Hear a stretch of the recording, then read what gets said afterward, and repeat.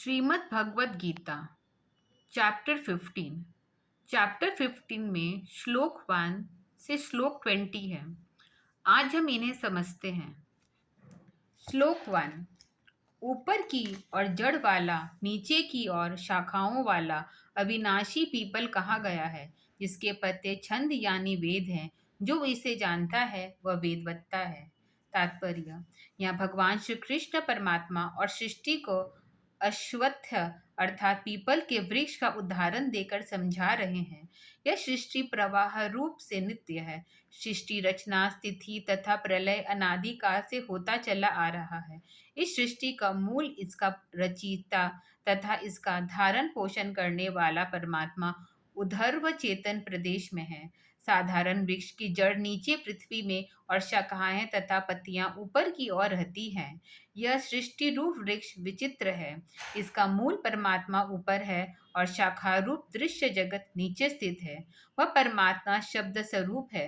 वह सभी स्वर, ध्वनि, वर्ण का मूल स्रोत है। उसी से सभी प्रकार के शब्द प्रकट होते हैं, जो सूक्ष्म स्थूल रूप से दो प्रकार के हैं। उसी शब्द ब्रह्म से वच, यजुम, साम तथा अर्थवेद के मंत्र एवं छंद निस्सृत हुए हैं।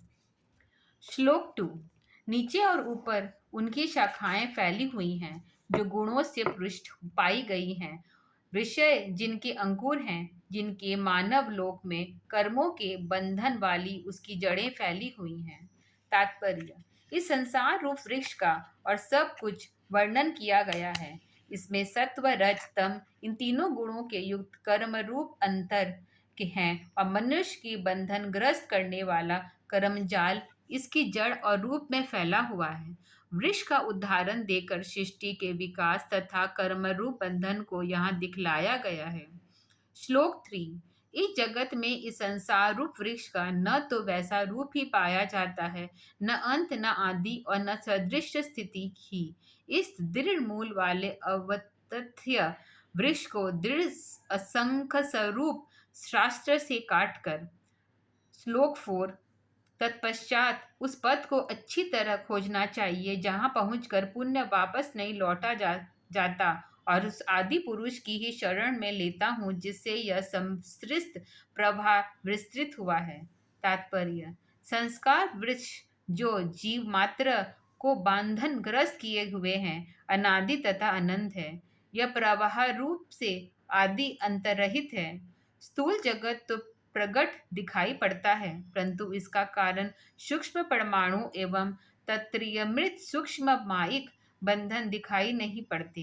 जीव इसमें बंध के कर्म के जाल को और सदृश करता जाता है।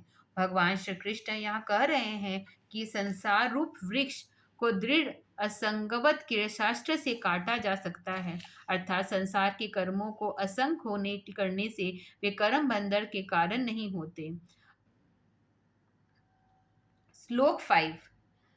मान मोह रहित संग दोष को जीते हुए ध्यात्म से नित्य तत्पर, विगत कामना वाले, सुख दुख नामक द्वंद्वों से मुक्त ज्ञानी पुरुष उस अविनाशी पद को प्राप्त होते हैं। तात्पर्य: भगवान श्री कृष्ण या अर्जुन को यह बतला रहे हैं कि मान बढ़ाई की कामना, विषयों से आसक्ति, कर्मों के लिप्त होना, सुख दुख आदि द्वंद्व, प्राकृतिक पदार्थों की प्राप्ति की सारी इच्छाएं जीव को बंधन में डालने वाले माध्यम है। अतः जब तक इसमें विगलगाव नहीं होता, तब तक मोक्ष रूप परम पद की प्राप्ति संभव नहीं है। इसलिए जीव का कर्तव्य है कि वह प्राकृतिक आधार से पृथक होकर सदा आध्यात्मिक साधन से तत्पर रहे, जिससे वह उस अविनाशी परम पद को प्राप्त कर सके। श्लोक 6। जिसे प्राप्त करके पुनः वापस नहीं लौटते, वह मेरा परम धाम है। उसे सूर्य, चंद्र और अग्नि प्रकाशित नहीं करते। तात्पर्य: परमात्मा का मोक्ष धाम त्रिपाद ऊर्ध्वस अमृत सागर है। वह चेतना लोक में तथा स्वरतः प्रकाश रूप है सत्ता है। उस दिव्य लोक में प्रगति तथा प्राकृतिक सारे पदार्थों का नितांत अभाव है, क्योंकि वह चेतन लोक प्रकृति की सीमा से बाहर है। सूर्य, चंद्र, नक्षत्र, विद्युत, अग्नि आदि तेजोमय पिंड प्रकृति मंडल के अंदर स्थित है। वे प्रकृति अर्थात परमाणु निर्मित है। उस चेतन लोक को ये प्रकाशित नहीं करते, क्योंकि वे वहाँ है ही नहीं। भगवान श्री कृष्ण यहाँ परमात्मा की ओर से उस परम धाम का वर्णन कर रहे हैं, अतः उन्होंने उसे दर्शाया है। श्लोक 7। मेरा ही अंश जीवन लोक में नित्य जीव होकर प्रकृति के स्थित मन सहित 5 इंद्रियों को आकर्षित करता है। तात्पर्य: परमात्मा चेतन है, जीव भी चेतन है। परमात्मा असीम अनंत है, जीव असीस असीस अणु है। परमात्मा विभु है, जीव एक देशीय है। परमात्मा सर्वज्ञ है, जीव अल्पज्ञ है। इसी भाव में जीव को परमात्मा का अंश कहा गया है, क्योंकि दोनों में चेतन, ज्ञान, प्रकाश आदि गुणों का साधर्म्य है। वस्तुतः परमात्मा अखंड अनंत चेतन है, अतः उसका अंश अर्थात खंड टुकड़ा कैसे हो सकता है? जीव नित्य अनादि चेतन है, साख्या से अनंत है। प्रकृति जगत में जीव 5 जचेंद्रियों और एक मन द्वारा प्राकृतिक दृश्यों की ओर आकर्षित होता है। उसे कर्म करने के लिए 5 कर्मेंद्रियां हैं। परमात्मा का अंश जीव नहीं हो सकता, क्योंकि जीव भी नित्य, अनादि और चेतन है। परमात्मा के कुछ गुणों, समान धर्मों को होने के कारण उसमें परमात्मा का अंश कहा गया है। श्लोक 8। जब देह संघात का स्वामी या जीव शरीर प्राप्त करता है या शरीर का त्याग करता है, तब इन इंद्रियों को पकड़कर ऐसे ले जाता है जैसे वायु गंधों को उनके स्थानों से अपने हाथ से ले जाती है। तात्पर्य: भगवान श्री कृष्ण या जीव के जन्म और शरीर त्याग का वर्णन कर रहे हैं। मृत्यु काल उपस्थित होने पर इस शरीर का स्वामी जीव अपनी इंद्रियों तथा अपने मन को अपने साथ लेकर शरीर से निकलता है। इन सबको साथ लेकर कर्मानुसार वह अन्य शरीर प्राप्त करता है। प्राणी का मात्र स्थूल शरीर मृत्यु के समय यह छूटता है। वह पंच प्राण, 10 इंद्रियां, चतुष्ट अंतकरण इस 29 पदार्थों के सूक्ष्म अंशों को लेकर ही बाहर निकलता है। इन 29 तत्वों से युक्त शरीर को सूक्ष्म शरीर कहा गया है। वायु पुष्पादि गंधों को अपने साथ लेकर गमन करती है। उसी प्रकार आत्मा पूर्वोक्त सारे तत्वों से सूक्ष्मांशों को लेकर शरीर त्याग करता है। जीवन मुक्त योगी शुद्ध आत्म स्वरूप से ही शरीर से बाहर निकलता है। वह स्थूल, सूक्ष्म कारण, महाकारण और केवल्य शरीरों को भी त्याग कर अपने चेतन स्वरूप से ही शब्द आत्म रूप में शरीर त्याग करता है। श्लोक 9।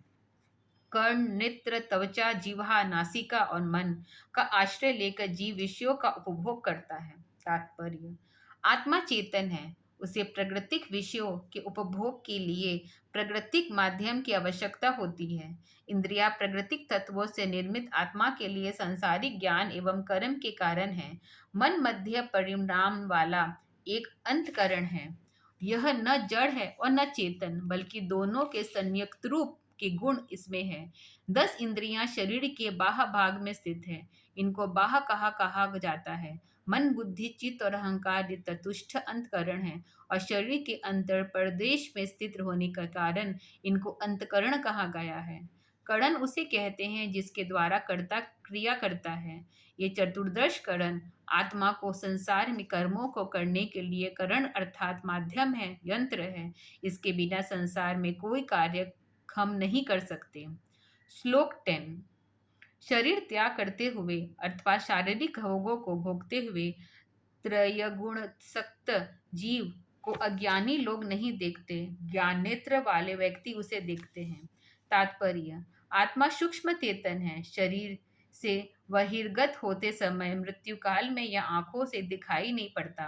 शरीर के अंदर निवास करते हुए भी तथा विविध सांसारिक भोगों को भोगते हुए भी इसे अज्ञान जन नहीं देख पाते, क्योंकि उनकी दृष्टि चर्म चक्षु की होती है। ये स्थूल शरीर को ही देखते हैं, उसमें रहने वाले चेतन आत्मा को नहीं। श्लोक 11। और यत्न करते हुए योगी लोग इस आत्मा को अपने में स्थित देखते हैं, किंतु असंस्कृत, अशुद्ध अंतकरण वाले आत्म चेतना से अनभिज्ञ पुरुष यत्न करते हुए भी इस आत्मा सत्ता को नहीं देखते।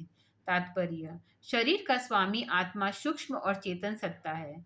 योग युक्त द्वारा प्रकृति के आवरण के दूर होने पर योगी इस आत्म तत्व को अपने में स्थित प्रत्यक्ष देखता है। जिन्होंने योग युक्त प्राप्त नहीं है और जो अपनी आत्मा को प्राकृतिक आवरण से पृथक नहीं कर सके हैं, उनकी आत्मा चेतना चतुष्ट अंतकरण और 10 इंद्रियों के माध्यम से बहिर्मुख हो बाध्य जगत से संबंध रखती है। श्लोक 12।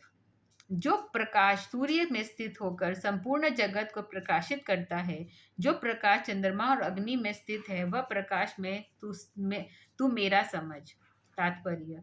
सूर्य, चंद्र, नक्षत्र, विद्युत, अग्नि आदि जितने भी प्रकाशीन पिंड है, वे सभी परमात्मा के प्रकाश से प्रकाशित हैं। प्रकृति के अंदर जो भी चैतन्य ऊर्जा शक्ति हम देखते हैं, वे भी सब परमात्मा के हैं, सभी सर्वव्यापक सत्ता के कारण है। श्लोक 13। और पृथ्वी में प्रविष्ट होकर सभी चराचर भूतों को अपनी शक्ति में मैं ही धारण करता हूँ तथा सरस सोम अर्थात अमृत होकर सभी औषधियों को पुष्ट करता हूँ। तात्पर्य। परमात्मा की चेतन शक्ति द्वारा ही पृथ्वी में सभी चर अचर पदार्थ एवं प्राणी धारित होते हैं। वह प्रभु सर्वाधार है। सभी औषधि एवं वनस्पति वर्ग उसी चेतन शक्ति के अमृतमक रस से प्रपल्लवित, पुष्पित तथा फलित है। श्लोक 14। मैं जठराग्नि होकर प्राणियों के शरीर में स्थित हूँ। प्राण अपान से युक्त होकर 4 प्रकार के अन्न को पचाता हूँ। तात्पर्य। भक्ष्य, पेय, लेह, चौष्य ये भेद से 4 प्रकार के पदार्थ हम खाते हैं। ये पाकस्थी में जाकर पचते हैं। इस पाचन क्रिया में प्राणापणादि वायु और जठराग्नि का सहयोग रहता है। परमात्मा की युक्त सारी क्रियाओं का कारण है, क्योंकि सबसे सर्वव्यापी वह परमात्मा चेतन रूप में स्थित है। श्लोक 15। और मैं सबके हृदय में प्रविष्ट हूँ। मुझ में ही समृद्धि, ज्ञान और संशय आदि दोषों का भाव है। सभी वेदों से मैं ही जानने योग्य हूँ और मैं ही वेदांत का कर्ता तथा वेदवत्ता हूँ। तात्पर्य।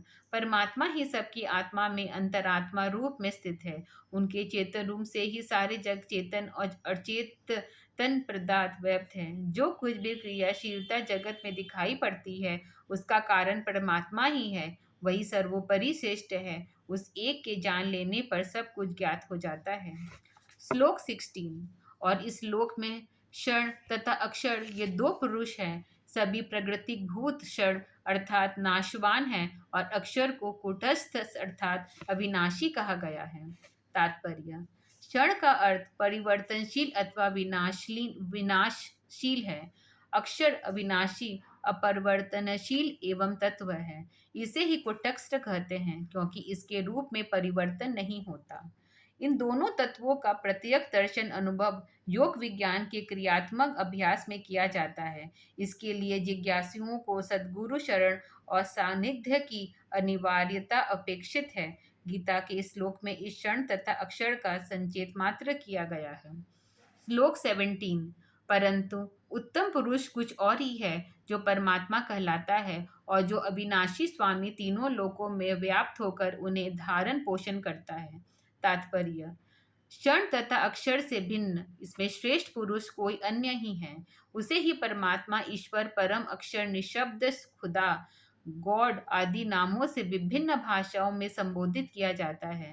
वह परमात्मा सब में ओतप्रोत व्याप्त होकर सबको धारण किए हुए है। वह चेतन सत्ता सर्वोपरि सूक्ष्म है। वह प्रकृति, आत्मा तथा अक्षर ब्रह्म में ही व्यापक परब्रह्म है। व्यापक व्याप्य से सूक्ष्म होता है, गण पुष्प में सूक्ष्म होता है। उसी प्रकार परमात्मा सूक्ष्माति सूक्ष्म है। वह सदा निर्विकार, अविनाशी, अपरिवर्तनशील है। वह सर्वधार तथा सर्व निराधार है। वह कल्पना या अनुमान का विषय नहीं है। श्लोक 18। क्योंकि क्षण से अतीत अर्थात परे और अक्षर से ही उत्तम है, इसलिए लोग उन तथा वेद में पुरुषोत्तम के नाम से प्रसिद्ध हैं। तात्पर्य। परमात्मा प्रकृति पार अपने शुद्ध चेतन अस्तित्व से त्रिपाद ऊर्ध्व से स्थित है। उसके एक पाद चतुर्श में प्रकृति है। उस परम अक्षर से है गुप्त अक्षर ब्रह्म, उसी में ईशण अर्थात संकल्प से प्रकट होता है। अक्षर ब्रह्म उसी अधीन है, अतः वह अक्षर से भी श्रेष्ठ परम अक्षर है। वह सर्वव्यापी, सर्वज्ञ, सर्वशक्ति संपन्न, समर्थ, सर्वश्रेष्ठ परम चेतना सत्ता है। इसलिए लोक में और वेद में उसे पुरुषोत्तम अर्थात श्रेष्ठ पुरुष कहा गया है। ध्यान दें कि यहाँ भगवान श्री कृष्ण ने परमात्मा का प्रतिनिधित्व करते हुए परमात्मा के गुणों का वर्णन किया है। श्लोक 19। हे अर्जुन, जो ज्ञानी पुरुष मुझ में इस प्रकार उत्तम पुरुष को जानता है, वह सबको जानने वाला होकर मुझे ही सभी भाव से बसता है। तात्पर्य: अर्जुन को भगवान श्री कृष्ण से समझा रहे हैं कि जो व्यक्ति परमात्मा को इस प्रकार क्षर अक्षर से भिन्न उत्तर तत्व से रूप में जानता है, उसे अन्य कुछ जानना शेष नहीं रह जाता। यह परमात्मा अन्य शरण भक्त होकर एकमात्र उसी की ही भक्ति करता है। यहाँ भी भगवान श्री कृष्ण ने मैं शब्द का प्रयोग परमात्मा के लिए ही किया है, अपने लिए नहीं, ऐसा समझना चाहिए। श्लोक 20। हे निष्पाप अर्जुन, इस प्रकार यह अति गोपनीय शास्त्र मेरे द्वारा कहा गया है। इसे जानकर मनुष्य बुद्धिमान और कृतज्ञ हो जाता है। तात्पर्य: भगवान श्री कृष्ण अर्जुन को यहाँ यह बतला रहे हैं कि यह ज्ञान गोपनीय है। इसे श्रेयासक्ति होकर मैंने तुम्हें प्रदान किया है। इस ब्रह्म विद्या को जानकर मानव सही अर्थ में बुद्धिमान हो जाता है, इसका जीवन धन्य हो जाता है और भाग्यशाली व्यक्ति जन्म मरण के बंधन से मुक्त हो जाता है। यही मानव जीवन का कृतज्ञता है। कल हम चैप्टर 16 स्टार्ट करेंगे। राधे राधे।